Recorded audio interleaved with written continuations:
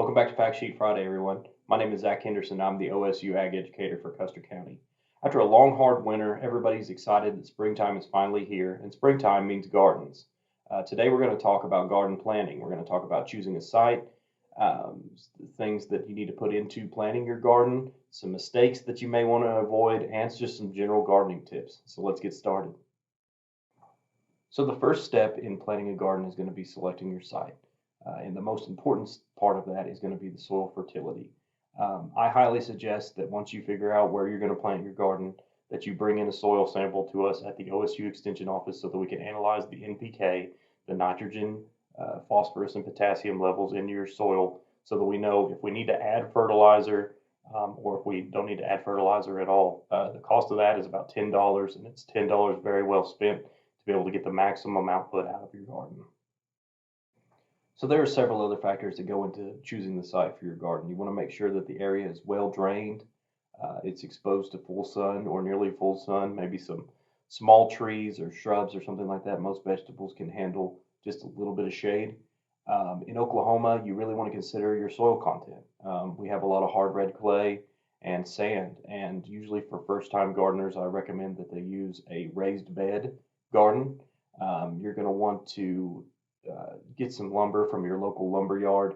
I'll put up an example right now of what that's going to look like. When you look at the dimensions of one of these, you're going to want it to be about 6 to 8 foot long, 3 to 4 foot wide, and about 10 to 12 inches deep. And I recommend putting in a prefabricated tarp that you could get by from any farm store so that those roots don't hit that hard soil underneath. I mean, it's almost like hitting a brick wall. And another great thing about using a raised bed is that we can control the soil within the bed. We can use extremely high quality soil so that we know that we're going to get a great grow on all of our fruits and vegetables. So in order to ensure a successful garden, there are a few guidelines that I recommend that gardeners follow. I'm going to put up a gardening planning guide that comes straight from our fact sheet. Feel free to pause the video so that you can study it a little closer. I'm also going to link the fact sheet after this video is over, but we're just going to cover a few general tips from our fact sheet right now. So you're going to want to apply any fertilizers in the recommended amount and manner, add organic matter such as yard waste or compost manure to improve soil organic matter. Use all the recommended varieties.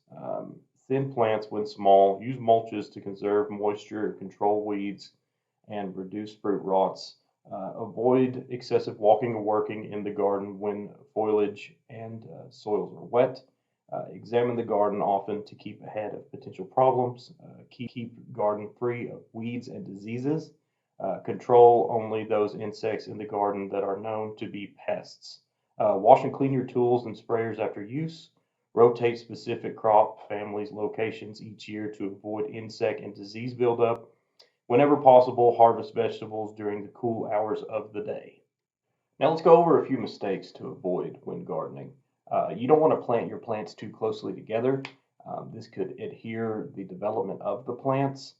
Make sure that you don't overwater your gardens. I know that in Oklahoma, sometimes, especially in western Oklahoma, we have problems with drought.